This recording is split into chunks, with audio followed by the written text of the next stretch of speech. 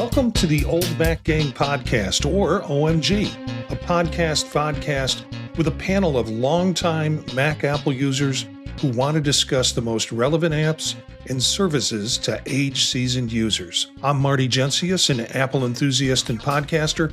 I'm a 67-year-old age-seasoned user who has collected a great group of friends to talk about Apple and the seasoned citizens. Let's see who's with us on our panel today. Hey, good evening. I'm Chris. I'm from Tucson, Arizona. I've been around the Mac since 1984, spent 9 years with the Apple user groups, and then about 9 years working for Apple. Finished my career at a university in the San Francisco Bay Area, and I currently have an M1 Mac Mini, an iPhone 16 Pro Max, a Watch Series 6, and a 9th generation iPad, and lots of services. And I'm a happy member of the Tucson Mac user group. And I'm Peter. I'm from Bay Village, Ohio, and am 72 years old. Since I first thought about getting a Mac in 2005, I've been a member of the Northeast Ohio Apple Club.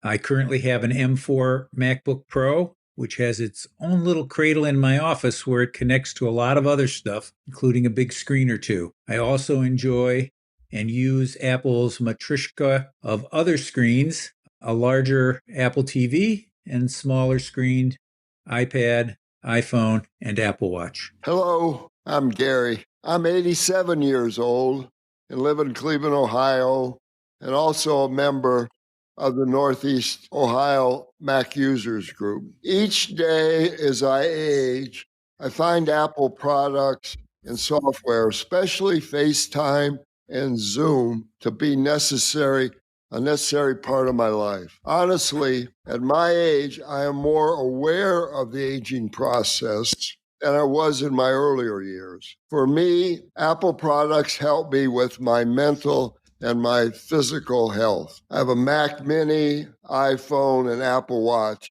Those are my major Apple products. Today, I'm making my life as simple and as enjoyable as possible. Marty, I'm grateful for you having me on this panel. Okay. Well, we're going to get around to talking about the health app tonight, but as the week goes on, I always like to try and find news items or new material, and I think it's been a very busy week with Apple products this year. And so for some of our listeners, you might have seen some of the announcements. And without going too much or delving too much into them, the question for me is, and the question for the group is, what do these new products mean? And what does it mean for people who might be looking for Apple products? I know in our Mac user groups, people have a tendency to hold on to their equipment as long as they can and use it because they don't have any really large specialized use for it. But the things that came out yesterday were the new iPads, the iPad 11-inch A16 processor. And it's interesting because it has an A16 and not an A18. If they would have put an A18 in it, it would have had Apple Intelligence capabilities. Really, the M series is where all that starts. So you have the one product that is left in the Apple product system that doesn't have the capabilities of doing Apple Intelligence. It's a great entry product for people who want to use an iPad for media consumption, for email and things like that. And it's an upgrade in the A16, but not all quite there yet in terms of product development. The other that came out was the iPad Air. And the iPad Air, what was it? Was it M3? I think it was an M3, yeah. Which kind of surprised me because the word on the street was M3s chips were a little harder to produce, and they were just going to jump people to M4s because they were easier. And no, the new line of iPad Air went from an M1 to an M3. So it also, I think, no, that's the MacBook, also has, does it have new camera capabilities, Peter? Do you know? I don't remember the camera. I do remember that they built a new keyboard for it. Yeah, so you can get a slightly faster iPad with a keyboard if you want that. And then also what came out today or yesterday, excuse me, was today it was the M4 MacBook Air. So they went from the M3 to the M4. I think they added a new color too, sky blue. And so a little bit faster. They also have a 12 megapixel camera in it. So you're going to wind up getting a little better resolution, probably 1080p with any of the Zoom calls or video calls that you're doing. So there's an upgrade with that. And then they came up with which was a surprise to me. I kind of thought the studios wouldn't be until WWDC in the summer, but they came out with two new studios, the M4 Max Studio and the M3 Ultra Studio. So the change in the chip pretty much was the big issue in both of those in terms of the speed of the chip and the architecture.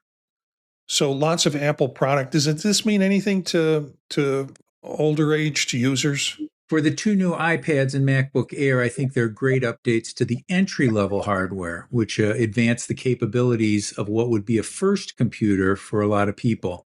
I don't think it's a compelling upgrade for anyone who purchased their predecessors in the last few years, but it's a great way for seniors who haven't been in the Mac world to try out those devices. Yeah, go ahead, Chris. Another thing here, too, for any seniors who are still using Intel Macs or older iPads that are more than, 4 or 5 years old, it's absolutely a good time to upgrade. And as we saw with the MacBook Air, as I think you were alluding to earlier, Gary, Marty, the price actually went down $100 despite the potential of the tariffs. Yeah, it was interesting. Which is very unusual. Yeah, it was interesting. Of course, there were certain things when configuring them. If you're going to be a user, you want to increase your hard drive, you want to increase your RAM, but the base price was $100 cheaper. And again, for most people, there used to be a problem when they were upgrading MacBooks where they'd put them with like 16 or 8 gigabyte of RAM. And people were finding that they were really stalling out on them. And so they got rid of that as a base and raised it to 16. So we're not seeing problems like that with the recent releases of MacBook Airs with it. So interesting day. Yeah, Peter. One last thing. I think the better camera in the Air will make for people who are much more pleased with Zoom or Teams or Google Meet video conferences. Yeah. And, I agree with you, Peter, though, for people who have gotten the last gen of some of these products, probably not worth the upgrade in terms of what's there. Who knows what's going to happen in another year with the products. The studios, from looking at the specs on the studios, it's quite a kick for the studios. It's also quite expensive for the studios in terms of the products. And I don't think that's typical user. That's for media production and for folks who do that'll do that. So who has an iPad here and just anything in particular? What do you use them for? Well, I have one and it's the 9th generation entry level. And I hadn't updated my iPad in, about 8 years, just wasn't using it very much. I still don't use it a whole lot, and that was one of the reasons I got the entry level to see if it was worth getting the Pro. My wife, on the other hand, she's on tablets all day long, and that's her main machine. And if I ever were to use one, say as a laptop, as a lot of seniors do, then that's a very different story, right? Because there is a whole separate niche for iPad in terms of drawing and things that we can do that you really can't do on anything else. And so I can't speak to that very well myself in terms of my own experience. But like you said, Marty, for basic email, for viewing movies, TV shows and stuff in a something you can carry around under your arm, it's fantastic. Yeah, I have a Pro model, latest, I guess, M4 Pro iPad, and I will use that sort of as my swap out computer and when I travel. But I also have an iPad mini, which I use for media consumption or basically reading in the morning when I get up because I want to use something other than that's a little bit bigger than my phone to kind of read news stories and such. So I've switched to using those in two places in a way. Yeah, and I also have an M4 iPad Pro. I use it every day. I use it for media consumption if I'm in bed on the couch, both reading books and watching videos. I use it for things that need a pencil. And so I do a lot of mathematics. And so a lot of that's done symbolically with a pencil. Easiest. So I write on it. And whenever I'm going somewhere that I don't know if I'll use a computer or not, but I think it'd be nice to have one with me if I need one. I just throw it in a messenger bag, which is over my shoulder. And most of the time I don't use it, but if I do and I have the keyboard attached, then I use it as a pseudo laptop. I mean, in most cases, I would almost always prefer a MacBook Pro when I'm thinking keyboard. But if it's smaller and easier to tote, it's better to have with you. I mean, it's easier to have with you. Yeah. Yeah. So, Gary, I'm looking to see what I have here. Yeah. Peter, I have what you have. I have iPad Air 13-inch with an M2. That is bigger, and I use it to read, look at photos, and that's primarily, and perhaps FaceTime or Zoom. And then, Marty, I also have, I'm going to start using it a little bit more maybe in the morning, is I have a mini also, iPad mini 6th generation. I've used that. I will start using a little bit more in the morning, but normally I'm up and maybe on my monitor or my phone. But Yeah. that's kind of what I use. Yeah, my morning is going downstairs, meeting my wife down there. She gets out of bed before I do generally with the dog. And then I go downstairs and we have coffee, and then we'll often look at news and what's going on at the news. And so that's where I pull out the little larger iPad mini to do the reading with instead of my phone to go through it. But let's talk about the health app. I have to, yeah, Chris. Just one last thing on the iPads. The next time I upgrade an iPad, a definite decision point for me would be Apple Intelligence, specifically the writing tools. Mm-hmm. So I use Proofread and Summarize all day long, and I wouldn't be lost without them. But Proofread is incredibly helpful for me at age 77 because I'll leave a word out or I'll put in the wrong word. Proofread catches those, and it's worth its weight in gold. And Summarize, I have friends that send me these long articles from Ars Technica and stuff. I don't have time to read that stuff, but at least if I run the Summarize, I'll look at it, maybe 1 out of 5 articles. Oh yeah, I'll read that one, or I want to read about that specific point. So, that might be something to think about if you're upgrading your iPad, as to now they don't all get Apple Intelligence. Is that right? The entry level does not? The entry level does not get Apple Intelligence in terms of the chip that it's running and what's available. And that kind of came as a surprise to everybody. They figured that they could have done an M2 in it, or they could have, they thought everything was going to go to M4, and instead they went to M3s. So they thought, well, the entry level iPad will get an M3 in it, but that's not the case for whatever reason. There was some discussion about it in terms of, well, maybe it's good for educational purposes, but I can't see, even for educational purposes, if there's a tool like Apple Intelligence or any type of AI, that instructors would not want to have that as part of the device for students to be able to use so they could teach them how to use it properly. So, yeah, that's a little different with the entry-level one. I had an entry-level one, and they have keyboards for the entry-level ones. And it envelopes out from the back.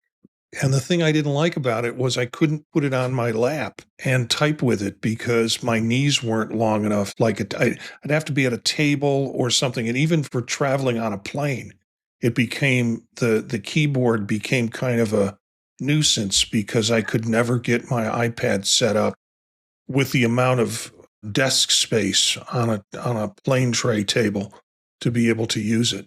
So, okay, so let's talk about the new one, Marty. I think the new one actually has the folio type keyboard like Logitech does. And at least in the picture on the website, it looks pretty much like my Logitech Folio, Yeah. which I much prefer. And so I don't think they'll have the knee problem going forward with the entry levels anymore. And the keyboard is actually a little bit different still on the iPad Air. So for folks who are torn between the two, these are more decision points to take a look at. Yeah, I'm looking at it right now and see how that for folks who are looking at the video, see how that envelope's out in the back. That's what holds up the iPad. That keyboard setup. So that is the problem. Now that doesn't mean you can't find other keyboards that houses them, but I think you lose a lot of your the connectivity, the Apple Pencil and stuff like that. So it is different. It's lighter. It's nice. It's fun to carry around, but you have to have a table to work on it. It's not something that's going to sit on your lap easily to do that. So let's get to the health app. And I'm going to have to rely heavily on y'all to talk about the health app because I am not a big user. I think I put all my data in there and never go back to it. Now, that could change for me because a lot of getting my data in was either I'm carrying my phone with me or particularly with sleep, I've got my watch on and I don't like to sleep with my watch on. And so up until recently, and I talked about this on the last episode, I got this Oura ring, which which I wear all the time. And it fits on my finger. I have to take it off I don't have to take it off to shower, but I can take it off. I take it off when I do.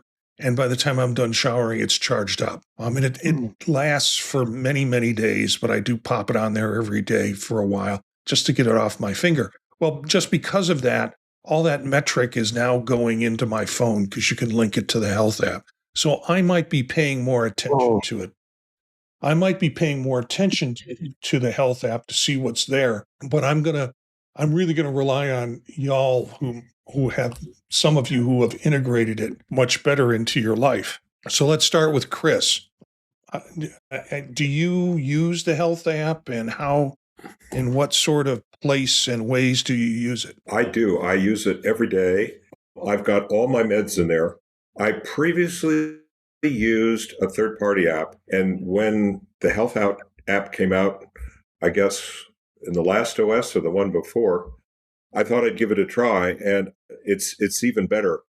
One of the more important things for me is it highlights conflicts and medications. And I can remember one time in California, I think I was in the hospital at Kaiser, and they wanted to prescribe something. And I said to the doctor, whoever the medical person was, well, wait a sec, I'm putting it in my phone here, and it says there's a conflict with such and such. And they said, oh, I didn't realize you took that. Okay, we can't do that. We'll do this. So I won't accept a med or prescription from my doctor. I mean, I will look it up on the spot on the phone and see if it conflicts with anything. I think also to quickly highlight that, Marty, the app, the links that you assembled this week are excellent, and highly recommend those for folks who haven't used the health app, because it'll show people how to get started with it, how to initially set it up. And I was following along and I looked in mine, and I'm an organ donor, and believe it or not, my organ donation address was still my 8-year-old California address. I'd never changed it. So, I had no idea. And they have added some new stuff in the health app in terms of the profile page and various things. But right now, I've been through several joint replacements, and there's lots of meds with those. And being able to track those as well as set reminders was really helpful for me. And it's quite easy to put meds in. So let's see in which direction to go in. Peter, maybe you have some thoughts here. Well, yeah, I use the health app a lot, and I just started, when I first started using it, it was what it did by default. But I watched the video as well as that's in the show notes. And I like the presenter in that video, Fernando Silva, and he goes through everything in the app very nicely for people who don't want to read the long document that's also in there. I look through the cards that I use and sort of in order from most to least. I use the fitness rings. I use the steps. I use flights of stairs. I use AFib history. I use cardio recovery and all the heart measurements. I track blood oxygen, sound exposure, sleep and breathing disturbances, work distances. I mean, you're getting an idea of how much is in there. It's a ton. There's a nice vitals summary that I hadn't noticed till I saw that video, but I looked at that today and it's great. Mundane things since COVID, like hand washing. When I get home, it tells me, hey, you've been out and about, wash your hands. You know, when I'm washing my hands, it does a countdown and says, you're not done yet, keep going. I track weight every day. My Wise scale feeds my morning weight into it. I take blood pressure with a cuff once or twice a day. It's an Omron cuff that feeds into it. The immunizations from Cleveland Clinic automatically go into it. And after watching the video and reading the stuff, I'm going to make sure CVS, which is where I've gotten recent immunizations, I'm going to make sure those feed into there. My medications I'm going to do more with. They're all in there when they're prescribed. So my prescriptions automatically load in when a doctor gives me a prescription. I don't track the taking of them because I use an app called Do, which is a general reminder app that I really like for a couple of reasons. It's a snap to create reminders, including any that repeat almost instantly. They don't show up in Apple reminders, so they don't show up on calendars and stuff. And when the reminder kicks off, it's persistent through this thing they call auto snooze. But if you say this isn't the right time and you want to defer it for a couple hours, you can do that. And that takes a mere moment. And it does either classic or countdown reminders, and they're everywhere. They're on your watch, they're on your phone, they're on your computer, they're on your iPad. Wherever you happen to be, you'll get them. And the last thing I do is I do a sharing out of information. And I'll say sort of, because one doctor I have will take a feed from the phone.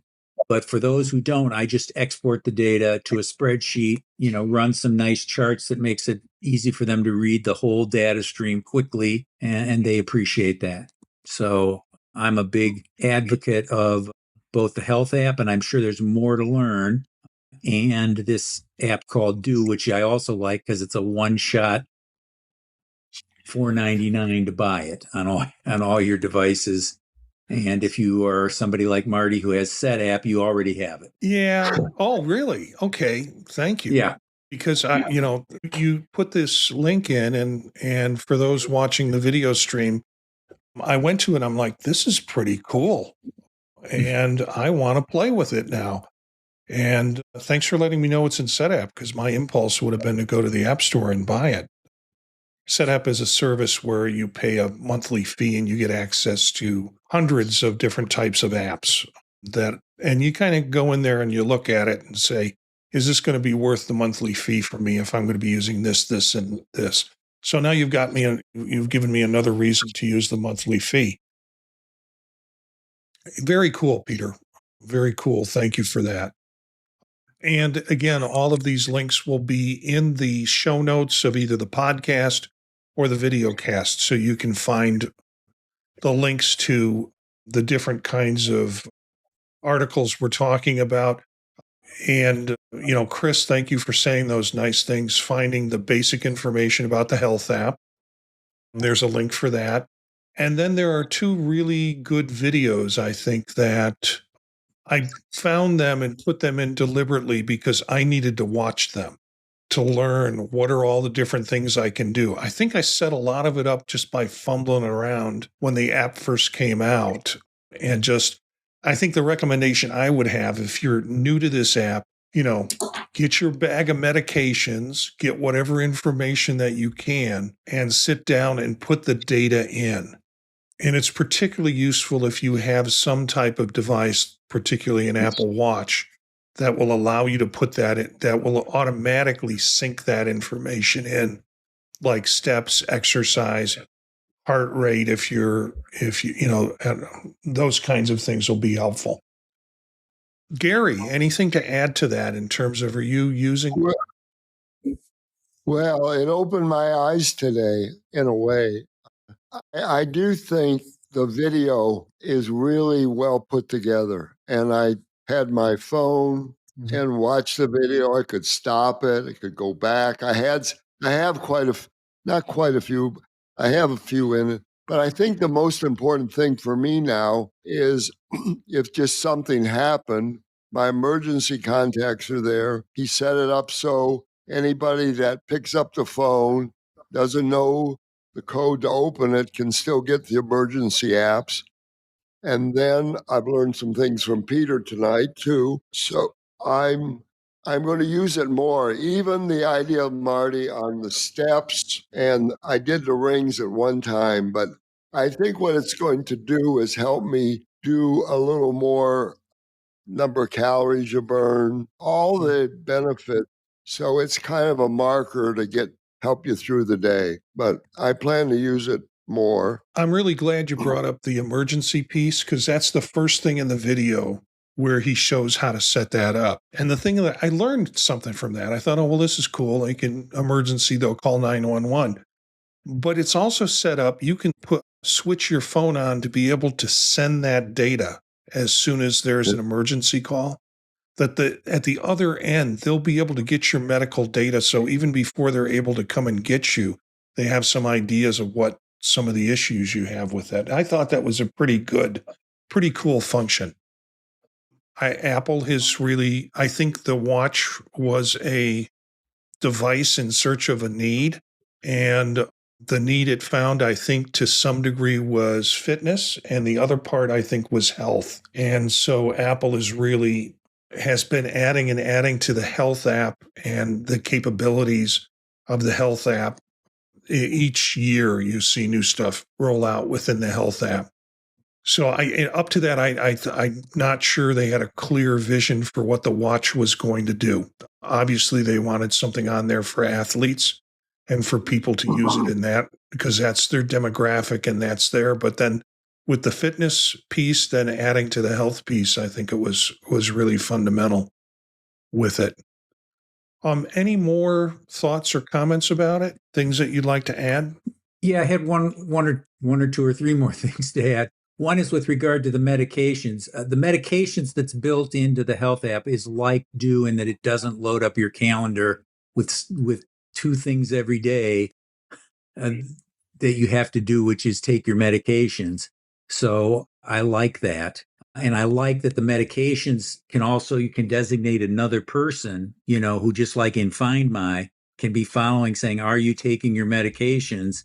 And could give you a call on the phone or shoot you a text saying, hey, I see you didn't take your meds last night or this morning, what's up?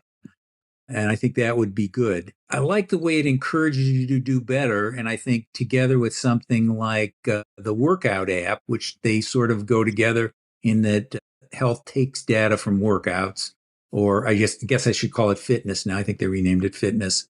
And that's a nice compliment because it nudges you to do better, not just by getting a certain number of steps every day.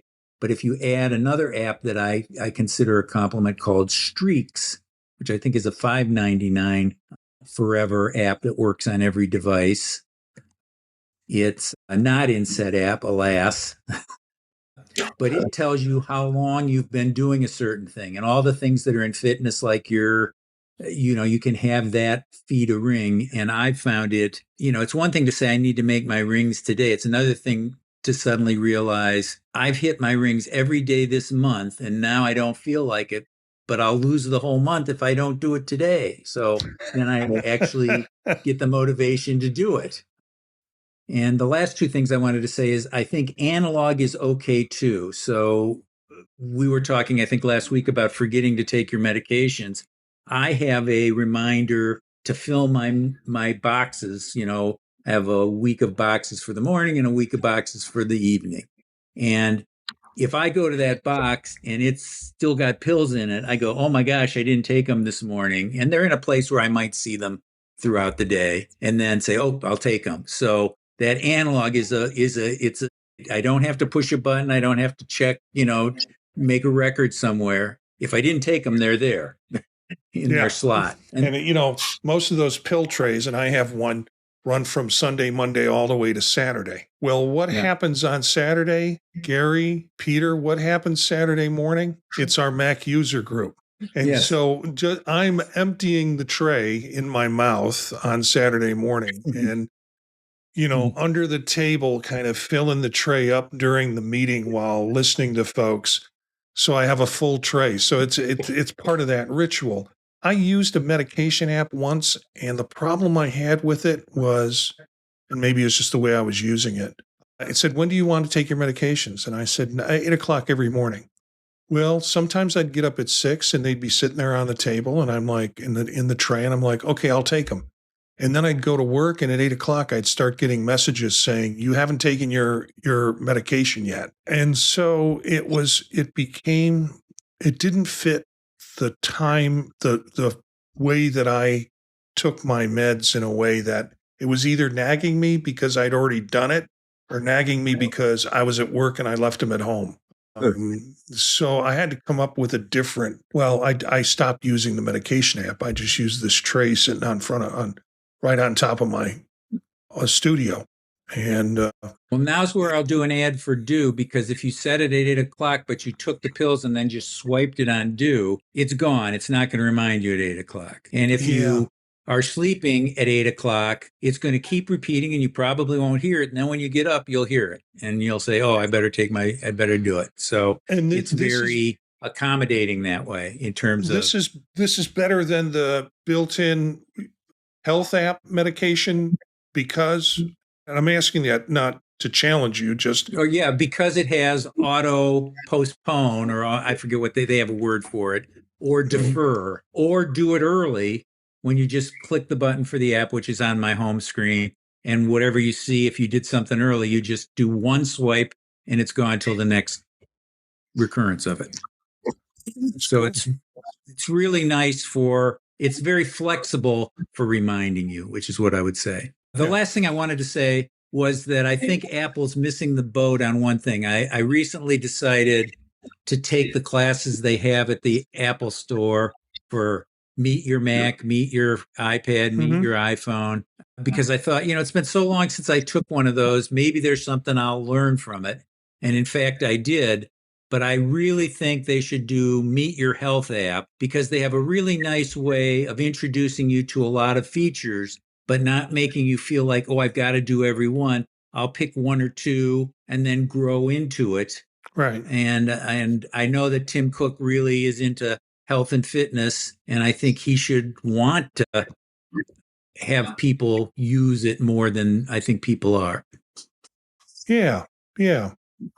And particularly if, I see it as a way in which they could sell more product, if I hate to be that kind of pandering, but they show you the app and it's like, well, you can get these metrics. Where do I get my heart rate? Well, that there over on that table are some watches. And that can be part of the connection, because I think, and then also the fitness piece, it's really, health is really tied to fitness in the way those two apps talk to each other. I was really surprised when I got this ring. One of the first things it says is, if you're on an iPhone, we can connect to your health app. And I'm like, yeah, go to it. And so most of the metrics I'm getting, including like body temperature changes and things like that, are all coming from this ring that I'm wearing. I still wear a watch. I just don't wear it at night. So that's sort of my thing.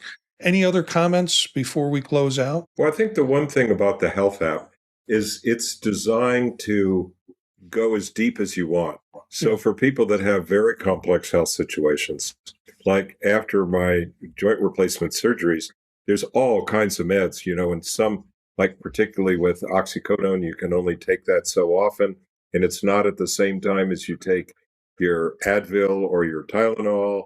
And so that was really hard to do. In fact, my wife was trying to follow it on paper, and on the first one, we got a little bit screwed up, and I was under medicating, and I felt it. So, I got pretty religious about using the health app, and it really works. Now, I have a morning med and an evening med. I just turn the reminders off, because I take basically the morning one when I get up, and the evening one before I go to bed. So, I mean, I don't really need a reminder so much for that. So I would say the app is flexible. And you can get as involved as you want to. And there's a lot there. And, Apple's made a pretty big commitment to health. We talked a little bit about the hearing stuff in another show.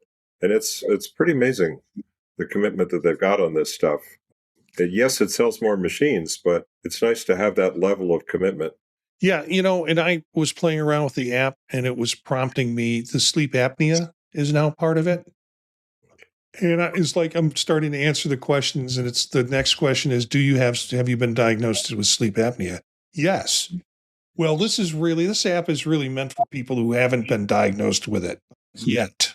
It's meant to kind of check into that in terms of it. So I would love to have something that would track my sleep apnea in terms of quality of sleep and what I'm getting with the machine on. There's lots of wishes I'd like for health wearables. We talked about that last week, but just even having the metrics that could be put into the health app, which would be good for my doctor to see. And my doctor's one of those that, you've got a health app, let me look at it. Mm-hmm. So he's good about that. So he wants to see what's going on.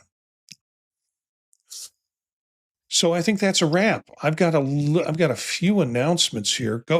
First of all, listeners or viewers, check the show notes because, I was pretty happy with the videos I was able to find. And, the videos include how to use Apple's medication app. And then those two, well, that's a website, but the two YouTube video links that I have in there are really good. The first one is a nice introduction to it. And the second one, which is a little bit longer, the first one's about 10 minutes long. The second one's about 23 minutes long. The second one, the guy really breaks it down and really kind of shows all the different things that are possible with it. And it can be maybe a little intense. So I like Chris's idea of just open the app, look at it, try to do some things with it, and then return to it as you can. So one announcement I want to make is MacStock 9 is here for 3 days, coming July 11th, 12th, and 13th in this year, and it's going to be in Woodstock, Illinois, hence MacStock. And there are, pricings on the web. You can find it. You can register for MacStock. Just look at MacStock Conference and Expo.com. And it will take you into the MacStock page. You can get a little more sense of what that conference is like. I was promoting this on Gear Up and Go with my son, and we put up a picture, and it was shot from the back of the room, and that is on the MacStock site. And from the back of the room, you saw all these guys with bald spots. So it looked like we were in a monastery with the Jesuit monks or whatever. He pointed that out. He's like, "Do you notice anything, Dad, about all the guys in these pictures?" It's not just that. It's a great experience for a couple of days, and I look forward to it every year. And so you can check out MacStock Conference and Expo.com, done by a friend, Mike Potter, and a lot of other great Apple podcasters are there and a lot of great education going on through the process. So our next live episode will be on Wednesday, March the 12th at 9 p.m. You can find us at youtube.com/oldmacgang. And you can always pick up the podcast or video later if you missed the live show.